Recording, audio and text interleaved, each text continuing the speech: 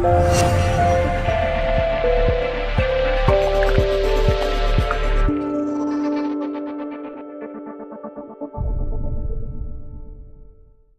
모습이 복음에 합당한 그런 모습이 돼야 심어지는 거예요. 전해지는 거예요. 지금 한국의 박근혜 대통령이 지금 탄핵을 받았잖아요. 여기 계시는 분들도 의견이 분분할 줄 알아요. 그런데 저도 조금 이제 올드한가 봐요. 요즘 젊은이들하고는 제가 생각이 좀 다른 것 같아요. 이제 60이 넘어서 그런가? 이제 올드에 속했나 봐요. 그 전까지는 항상 난 젊다고 생각을 했는데 이제는 젊은 게 아니고 젊은이들이 왜 그렇게 반대를 했을까요? 물론 선동하는 사람들에 의해서 그렇게 됐다고도 생각을 하는데 문제는 민도가 많이 올라왔어요. 이건 제 생각인데요. 그 측근의 비리가 있었던 것, 어떤 면에서는 조금 눈 감을 수도 있지 않을까 그렇게 생각할 수도 있는 그런 문제. 그 전에 전임 통치자들을 보면은 그런 문제가 있어도 다 넘어갔어요. 그런데 이제는 당신이 나라의 국정의 대표를 맡은 사람이라면 당신이 하는 일에 충실해야 되고 조금의 잘못도 있어서는 안 된다 하는 그런 의식들을 가진 것 같아요. 저는 잘 모르지만 세월호 7시간 동안에 뭘 했냐, 대통령이 뭘 했으면 어떻겠어. 이건 제 생각이에요. 그런데 그 시간에도 대통령이 뭔가를 정확하게 그 일에 대한 그 지시를 내리고 그렇게 해야만 그 대통령의 일이라 그렇게 생각하는 것 같고, 그 다음에 이번에 그 비리에 대한 것도 조금이라도 대통령은 그런 어떤 비리에 연관되거나 그렇게 돼서는 안 된다 하는 그런 생각들. 그러니까 우리가 생각하는 대통령의 상은 이런데 현실적으로 나타나는 당신의 모습은 이러지 않소. 이거는 잘못된 것이니 고쳐야 됩니다. 그리고 당신은 그 자리에서 내려와야 됩니다 하는 그런 생각들을 젊은이들이 하지 않나. 저는 그렇게 생각은 안 해요. 좀 지나치다고 생각했어요. 이번에도 사실 헌법재판소에서 결정 나고 무엇이 헌법을 위반한 것이고 법률 위반한 것이고 그게 정확히 드러난 다음에 탄핵을 해야지 의혹만 가지고 지금 탄핵을 한 거 아니에요? 그러니까 저는 좀 지나치다고 생각하는데 젊은이들의 생각은 그런 것 같지가 않아요. 아마 여기서도 제 의견에 동의하시는 분도 있고 그렇지 않습니다 생각하는 분도 있고 여러 생각을 하실 거예요. 저는 정치적인 발언은 하고 싶지 않습니다만은 제가 말씀드리고 싶은 그 요지는 뭐냐면 이제는 우리가 위선적인 그런 모습이 있어서는 안 된다는 거예요. 저를 비롯한 많은 목사님들이 비판받는 이유가 뭡니까? 당신 말하는 거하고 행동하는 게 다르다 이거예요. 제가 말씀드립니다마는 목사님들이 그런 비판에 자유로울 수 있는 분은 많지 않을 거라고 생각해요. 그러나 목사의 문제만이 아닌 우리 모두의 문제라는 거예요. 우리 기독교인들이라면 말씀에 따라서 복음에 합당한 생활을 해야지 복음이 전해지는 거예요. 기독교가 왜 힘을 잃었습니까? 내용과 나타나는 그 외적인 모습이 전혀 다르다는 거예요. 복음을 전해야 되는 것이 우리의 그 당연한 크리스찬의 의무죠. 예수님께서 말씀하셨으니까 너희는 온 천하에 다니며 만민에게 복음을 전파하라 그러셨잖아요. 우리가 그 말씀을 받들어서 그 말씀대로 살아야 되는데 우리가 그러한 능력을 발휘하지 못하는 것은 우리 자신에게 문제가 있기 때문이에요. 여러분, 복음은 영원한 생명을 얻는 능력이에요. 그것은 은혜요, 기쁨이지요. 이것은 인간의 노력이나 어떤 공로로 이루어지는 것이 아니지요. 오직 예수 그리스도의 십자가의 죽으심과 나를 위해 흘리신 그 보혈의 의지에서 얻는 것이다 하는 거예요. 육신의 삶을 넘어서 줄기차게 이어지는 영원한 생명을 뜻하는 거예요. 예수님은 우리에게 복음을 전하라고 하셨잖아요. 물론 복음의 전파가 돼서 열매를 맺게 하시는 분은 성령님이십니다마는 우리에게 복음을 전하라 했으니까 이 복음을 전해야 되고, 이 복음을 전하는 그런 능력은 우리의 삶에서 나타나는, 어느 정도 복음에 합당한 생활을 이루어 가느냐. 저는요, 완전 성결을 말씀드리고 싶지는 않아요. 그 굉장히 어려운 거예요. 온전 성화라는 거, 그건 어려운 일이에요. 우리가 육신을 입었기 때문에 그것은 너무너무 어려워요. 그러나 적어도 그러한 모습에 가까이 가는, 우리가 살아가는 현대의 그 사회 구조 속에서 적어도 거기에 근접한 그런 도덕적이고 윤리적인 모습이 우리에게 있어야 된다는 거예요. 그런 모습이 나타나지 않고 그냥 내 욕심 따라 살고, 그저 세상 사람들이 생각하는 좋은 것 그저 나도 좋아하고, 그런 것에 우리의 정신이 팔려 있으면 절대로 복음 전할 수 없어요. 복음은 전해진다 하더라도 열매를 맺지 못해 성령님이 역사하실 수가 없어요. 그래서 이러한 모습을 가지려면 오늘 말씀과 같이 선한 일을 행하고 선한 사업에 부하고 나눠주기를 좋아하고 동정하는 자가 되어야 된다. 이거 사실은 선천적으로는 굉장히 어려운 얘기지요. 그러나 후천적인 우리의 노력으로 이러한 삶을 살아가는 사람이 돼야 장래에 자기를 위하여 좋은 터를 쌓고 또 참된 생명을 취하는 것이다. 참된 생명을 취하는 것은 내가 참된 생명을 취한다는 뜻도 있지만 전도를 통해서 정말 귀한 생명을 얻는다는 그런 뜻도 있다고 생각합니다. 믿음의 조상인 아브라함은요, 손님 대접하기를 즐겨하다가 하나님의 천사를 대접했잖아요. 아브라함이 딱 한 번 손님을 대접해서 그것이 하나님의 천사를 만난 것이 아니라 손님 대접하기를 즐겨 하다 보니까 하나님의 천사를 대접하게 된다. 그러다 보니까 소돔과 고모라 성이 유황불로 멸망한다는 그런 소식을 듣고 자신의 조카 롯과 그의 자녀들에게 좋은 그런 삼촌이 되게 되잖아요. 남을 대접하고 살아가는 것이 손해보는 것 같지만 그러나 그것은 엄청난 하나님의 복이 예비되는 거예요. 기도 응답받고 하나님의 사람으로 살려면 남을 좀 대접하며 살아야 돼요. 대접한다는 것은 뭐 좋은 음식을 사주고 선물을 주고 하는 것만이 대접이 아니라 남을 인정하는 거예요. 하여간 우리들의 마음속에 남을 깔보는 마음이 다 있어요. 그렇죠? 저 사람은 나보다 경험이 없고, 저 사람은 나보다 좀 못났고, 저 사람은 나보다 못 배웠고, 저 사람은 나보다 미국에 늦게 왔고, 남을 깔보는 그런 마음이 우리 마음속에 있단 말이에요. 그런 마음을 가져서는 안 된다는 거예요. 대접해 할 수 있는 그런 마음이 우리에게 있어야 돼요. 요셉이 위대한 것은 다른 것에 있는 게 아니죠. 인정해 준 거예요. 자기의 형들을 인정해 준 거예요. 형으로서 인정해 준 거예요.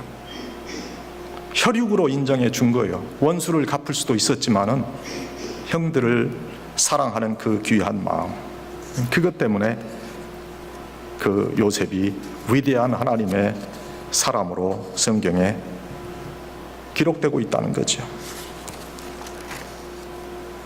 우리가 이런 섬기는 그런 모습, 우리의 삶을 통해서 나타나는 이러한 모습을 통해서 복음의 능력이 나타나야 된다 하는 거예요. 그래도 부통령에 당선된 마이크 펜스가 신앙인이라는 거야. 저는 그 마이크 펜스를 만나본 적도 없고 얘기를 들어본 적도 없어요, 직접. 그런데 이건 보도를 통해서 나타난 얘기니까 어떻게 보도가 나왔냐면, 그는 예수라는 옷을 늘 입고 다니는 사람, 그렇게 마이크 펜스를 평가를 했어요. 이 마이크 펜스가 어떻게 얘기했냐면, 나는 기독교인입니다. 그리고 나는 보수주의자입니다. 그리고 나는 공화당원입니다. 이 순서대로입니다. 자기의 정체성을 그렇게 얘기했어요. 나는 기독교인이고 그 다음에 보수주의자고 그 다음에 공화당원이다. 기독교인이라고 하는 그것에 가장 큰 주안점을 그가 놓고 있다 하는 거예요. 저는 요즘 기도합니다. 우리 미국이 정말 하나님께서 원하시는 청교도의 그 귀한 신앙을 다시 이 시대에 회복할 수 있도록 하나님 도와주세요. 하나님의 창조의 질서를 회복하는 나라가 되게 주님 도와주세요. 그렇게 기도하는 가운데 이 뉴스를 접하니까 그래도 마음에 조금 희망이 생겨요. 이 마이크 펜스는 원래 가톨릭 신자였거든요. 그런데 그가 1978년에 대학 다닐 때 그가 개인적으로 예수님 만났어요. 그 예수님을 그의 구세주로 모시고 구원 얻는 것은 선한 행위에 의한 것이 아니고 오직 예수 그리스도의 십자가의 죽음과 그의 보혈로 인해서만 구원 얻는다는 그 사실을 그가 깨닫고 그의 일생을 예수 그리스도를 전하는 그런 삶을 살도록 했다. 이 마이크 펜스가 가면요, 그 주위에는 많은 정치인들이 자기들을 이 마이크 펜스를 보고 우리가 좀 깨끗해져야 되겠다 그런 생각을 한대요. 여러분, 얼마나 귀한 일입니까? 수많은 부흥사들이 비난받는 이유가 뭐예요? 아주 천사 같은 말은 하지만 그러나 거기에 뒤따르는 어떤 생활의 모습이 부족하기 때문에 많은 비난을 받잖아요. 그런데 이런 한 사람이 얼마나 큰 그런 영향력을 끼치는 거예요.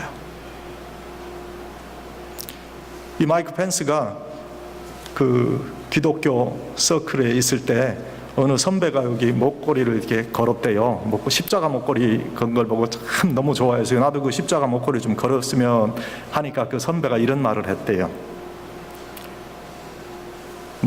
십자가 목걸이 거는 것보다 너의 마음에 십자가를 새기는 것이 중요하다. 그 말을 듣고 이 마이크 펜스가 일생을 예수님의 십자가를 가슴에 새기고 살려고 노력했다 하는 거죠. 이거는 보도를 통해서 나온 거니까 잘 모르겠어요. 내가 이 마이크 펜스라는 사람이 진실은 모르겠지만 아무튼 보도된 내용대로라도 참 은혜로운 그런 간증인 것을 알 수 있죠. 또 그가 어떻게 했냐면 이번 선거가 끝난 다음에 이렇게 했대요. 지금 저는 하나님 앞에 겸손하게 서 있습니다. 하나님의 놀라운 은혜에 감사합니다. 이렇게 제일 먼저 얘기했다는 거예요. 그리고 이렇게 기도해 달라고 부탁을 했어요. 기도는 이 땅에서 마지막 최선의 희망이라고 말한 아브라함 링컨의 말은 여전히 아직도 사실입니다. 그러면서 역대하 7장 14절의 말씀을 인용해서 이렇게 말했어요.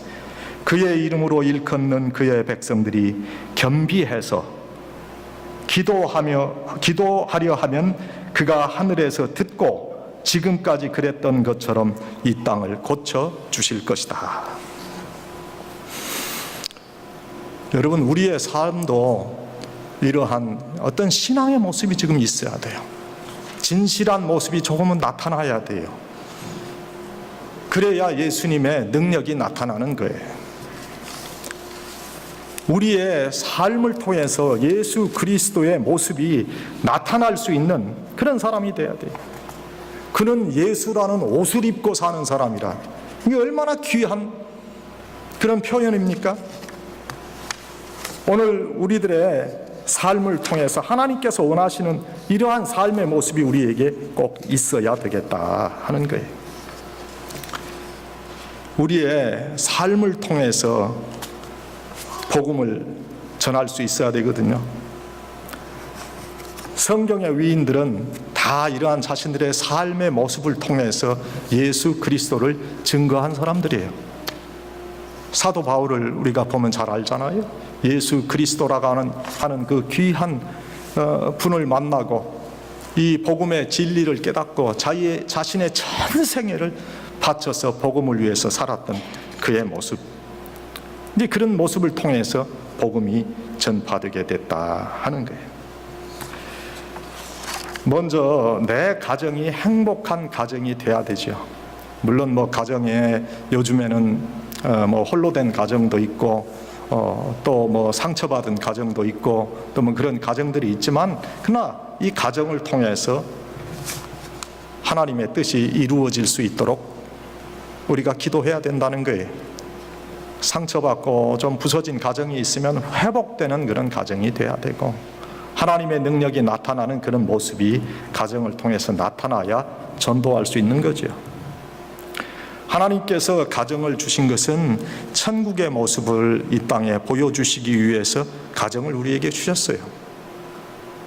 가정은 하나님께서 주신 축복이요, 선물입니다. 우리 교회가 행복한 가정이라는 이런 비전을 가지고 있는 것도 내 가정을 통해서 이웃에게 이 땅의 천국을 보여주기 위함이에요. 가정을 하나님의 선물이라고 믿고 사는 사람은 어떤 조건 속에서도 행복한 거죠. 가족을 귀하게 여겨요. 서로 사랑하는 거예요. 가정의 조건을 그저 예쁜 아내, 또 1등만 하는 그런 자녀, 또 매월 넉넉한 수입을 갖는 그런 가정, 잘 나가는 남편, 이런 것으로 가정의 가치를 생각하는 사람은요, 행복이 없어요. 결혼을, 가정을 이루기 위한 그 결혼을 하나의 자신의 행복을 찾기 위한 조건으로 생각하는 사람들이 있는데, 그건 잘못된 거예요. 결혼은 남편을 이용하고 아내를 이용해서 내 삶의 어떤 여유로움을 갖자고 하는 것이 아니거든요. 그런데 의외로 그런 생각을 하는 사람들이 많더라는 거예요. 이 가정을 통해서 하나님의 뜻이 온전히 이루어지고 하나님의 뜻이 완성되어야 되는 거지요. 우리의 자녀들도 그렇고 또 우리의 남편과 아내들도 그렇고, 성경에서 말씀하는 남을 사랑하고 섬기라고 하는 1차적인 대상이 누구냐면 우리 가족이에요. 그런데 우리의 가족을 섬기는 대상으로 생각하지 않고 그것을 내 몸의 일부라고 생각하고 내가 마음대로 해도 좋다고 생각하는 그런 생각을, 그런 의식들을 우리가 가지고 있다.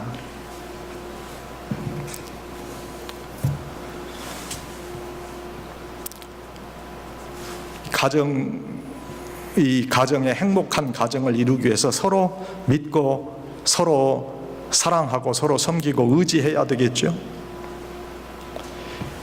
이러한 가정을 이루어 가는데 믿음을 서로 간에 잊어버리는 것은 그건 비극이지요. 가정은 믿음을 바탕으로 건축되는 그런 빌딩과 같은 거지요.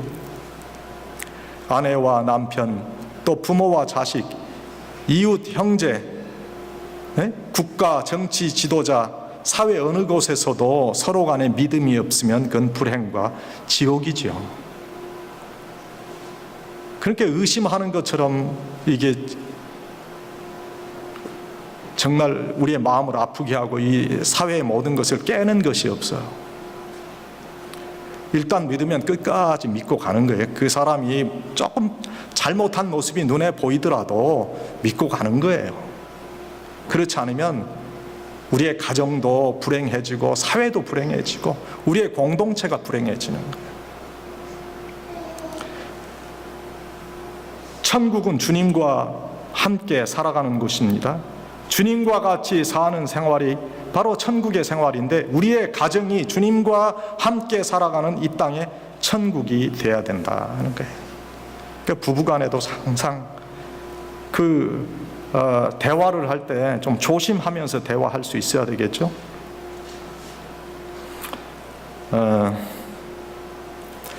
이제 부부간에 이런 대화를 했다는 그런 얘기가 있습니다. 뭐 여러분 이게 뭐 여러분의 경우가 되지 않았으면 좋겠는데, 남편이 부인한테 여보, 내가 좀 배가 고프니까 밥 좀 차려 그랬거든요.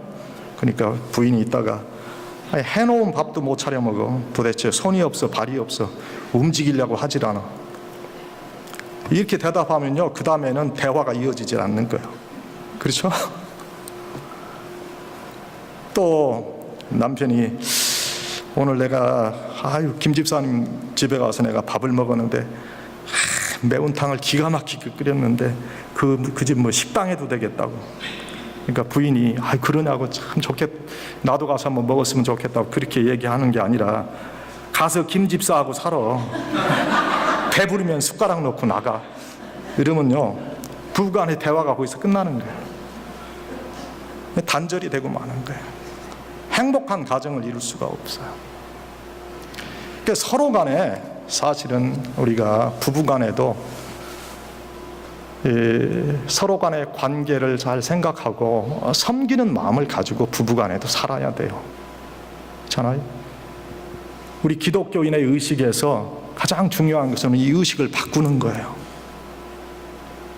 내가 마음대로 종처럼 부릴 수 있는 그런 부인이다. 내가 마음대로 해도 되는 남편이다.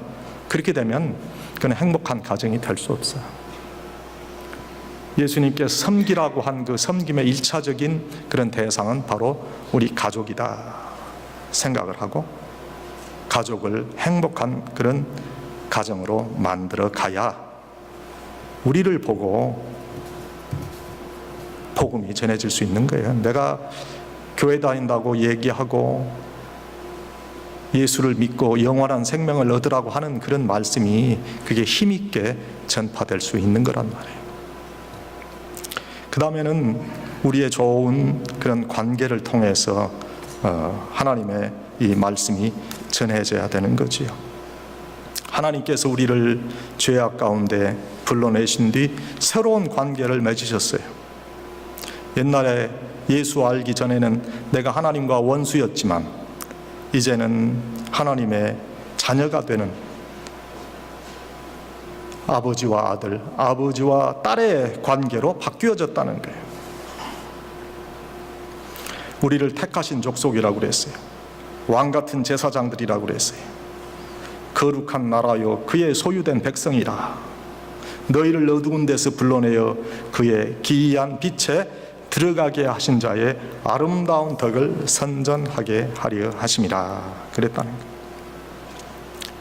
이 말씀을 우리가 보면 예수 그리스도의 은혜로 하나님과 좋은 관계를 갖게 된 우리가 이제는 이웃과도 좋은 그런 관계를 우리가 가져야 되는 거지요. 하나님과 나의 관계가 아름답게 보여질 때 그 감동을 우리가 줄 수 있어요, 사람들에게. 또 우리가 이웃과의 관계가 아름다울 때 우리의 그 이웃 사람들에게 감동을 줄 수 있다는 거예요.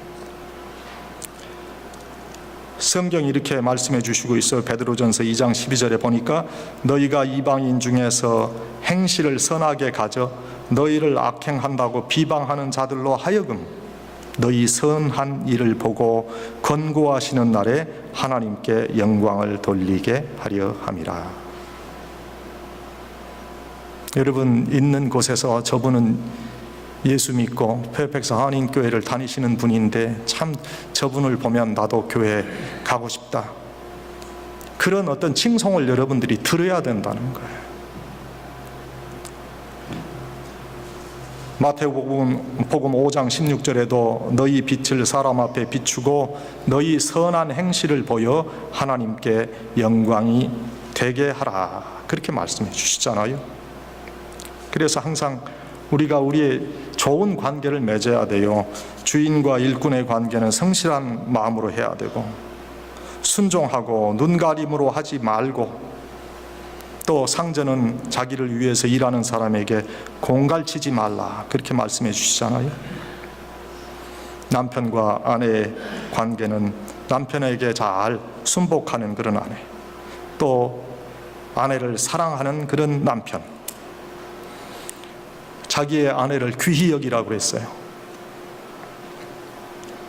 또 자녀는 부모에게 순종하고, 부모는 말씀으로 양육하는 그러한 관계를 가져야 복음이 전파된다. 여러분, 이러한 관계를 여러분들이 맺고 있는지 한번 생각해 보세요. 내가 일하고 있는 직장에서 내가 정말 싫어하는 어떤 사람이 있는가? 나하고 원수 맺은 사람이 있는가? 내가 사업하는 그 사업터에서 정말 내 마음속에 저거 좀 없어졌으면 좋겠다 하는 그런 마음을 갖는 그런 사업의 어떤 그 관계를 맺는 사람이 있는가? 그 관계가 예수 안에서 정리되고 예수 안에서 온전한 그런 관계가 될 때 복음이 전해지는 거예요. 마지막으로 우리의 좋은 행실을 통한 그런 전도가 이루어져야 되는 거지요. 여러분, 우리의 행위를 통해서 구원 얻을 수는 없지만 우리의 선한 행위를 통해서 복음은 전파되어지는 거예요. 어떠한 그런 삶의 환경 가운데도 선한 그런 마음을 가지고 사는 사람들이 바로 기독교인입니다. 선한 마음을 갖고 어떻게든지 이해해 보려고 그러고 어떻게든지 노여운 마음을 풀어보려고 애를 쓰는 사람들이 바로 기독교인이라 하는 거예요. 그런데 요즘 우리가 그 노여운 마음, 분을 풀지 못하는 그런 삶을 우리가 살고 있어요. 예수 믿는 사람이라고 하면서 더 그런 면에 대해서 포악해지고 더 강팍해지는 그런 모습을 통해서 복음이 전해질 수 있겠느냐는 거예요. 세상 사람들의 손가락질을 받을 수밖에 없다는 거예요. 이것은 단지 교역자를 두고 하는 얘기가 아닙니다. 우리 모두 다 똑같은 거예요. 내가 예수를 믿고 예수 안에서 영원한 생명을 얻었다고 하면 나는 예수의 사람의 모습이 분명히 나타나야 돼요. 그런데 예수의 그 모습은 나타나지 아니하고 자꾸 세상적인 모습만 나타난다고 하면 그럼 여러분의 그 믿음이 과연 진실한 믿음의 고백이었는가 한번 생각해 봐야 되는 거예요. 여러분, 나누고 베풀고 또 이해하고 그렇게 살아가는 것이 사실 어렵죠. 그렇게 살려고 노력해 보신 분은 그런 삶이 얼마나 어려운 것인가를 잘 알아요. 아무런 의식 없이 여러분 삽니까? 아무런 의식 없이 여러분 산다면 그것은 사람의 생활이 아니라 그것은 짐승의 생활이죠. 동물의 본능에 이끌려 사는 그런 삶이죠. 하나님께서 우리에게 신앙의 이성을 주시지 않았어요? 이 귀한 이성을 가지고 하나님의 백성답게 살아가야 된다는 거예요. 영원한 그런 생명을 얻는 귀한 은혜를 우리에게 주셨잖아요. 우리의 어떤 공로로 영원한 생명을 얻는 것이 아니라 오직 예수 그리스도의 십자가에 달려 돌아가심과 그의 보배로운 피에 의지해서 영생을 주셨다면 이 영생을 받은 우리가 이 영생을 위해서 살고 이 영생을 전해야 되는데 예수님께서 우리에게 복음을 전파라고 하셨는데 복음을 전파하는 그런 사람의 능력을 힘입고 그러한 사람으로 우리가 변화되어 가야 되지 않냐 하는 거예요. 이건 선천적으로 이루어지는 건 아닙니다. 우리의 후천적인 노력이 있어야 되는 거예요. 내가 아름답고 행복한 가정을 이루려고 애를 쓰고 내가 선한 그런 행위를 하려고 애를 쓰고 그 다음에 좋은 관계를 갖도록 내가 애를 쓰는 가운데 복음이 전파되어져 가는 거다. 말과 글로서 선교가 되고 복음이 전파되는 시대는 지났어요. 우리들의 삶을 통해서 우리들의 모습을 통해서 우리들의 심령을 통해서 복음은 전해집니다. 예수님께서 우리에게 온 천하에 다니며 만민에게 복음을 전파라 하신 그런 말씀을 오늘도 기억하시고 선한 일에 힘쓰고 선한 사업에 부여하고 나눠주고 그리고 어려운 가운데 있는 분들을 품고 내 삶에 어떻게든지 선한 하나님의 뜻을 이루기 위해서 애를 쓰시는 그런 복된 여러분들이 다 되시기를 주의 이름으로 간절히 축원합니다.